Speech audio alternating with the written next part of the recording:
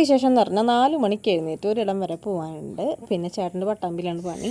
അപ്പോൾ അത് ഇറങ്ങേണ്ട വേഗം നേരത്തെ എഴുന്നേറ്റ് കേട്ടോ. ഇന്ന് നേരത്തെ എഴുന്നേൽക്കുന്നതാണ്, 5:30 ആകുമ്പോൾ എഴുന്നേൽക്കുന്നതാണ്. ഇന്ന് കുറച്ച് നേരത്തെ എഴുന്നേറ്റ്. അപ്പോൾ നേരം വെളുത്തിട്ടൊന്നുമില്ല, ഒരു 5:30 ആയി.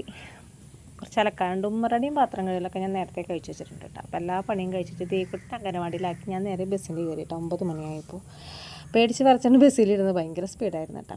അപ്പോൾ പോയ സ്ഥലത്തുനിന്ന് തിരിച്ച് പോരുമ്പോൾ നല്ല മഴയായിരുന്നു. അപ്പോൾ അടുത്തുള്ള വീട്ടിലൊന്ന് കയറിയിരുന്നു, ഞാനും അച്ഛനും കൂടി എന്നിട്ട് പോകുന്നത്. അപ്പോൾ അത്യാവശ്യം നേരത്തെ ഒരു ഓട്ടോറിക്ഷയും വിളിച്ചാലും കിട്ടുകയില്ല, വരികയില്ല.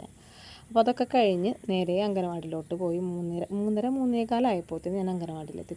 ദേക്കുട്ടി കിടന്ന് ഉറങ്ങായിരുന്നു. അങ്ങനെ ദേക്കുട്ടിനെ വിളിച്ച് എഴുന്നേൽപ്പിച്ചിട്ട് ഞാൻ നേരെ വീട്ടിലോട്ട് വന്നിട്ടാണ്.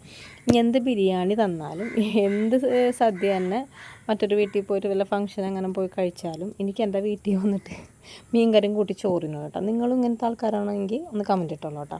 അപ്പോൾ തലേദിവസത്തെ മീൻകറി മീൻ വറുത്തത് കൊണ്ടായിരുന്നു ഞാൻ ദേക്കുട്ടിയും തിന്നത്. അപ്പോൾ രാത്രിക്കത്തെ ഭക്ഷണം കുറവാണ്. ഇപ്പോൾ കഴിച്ച രാത്രി അങ്ങനെ കഴിക്കില്ല.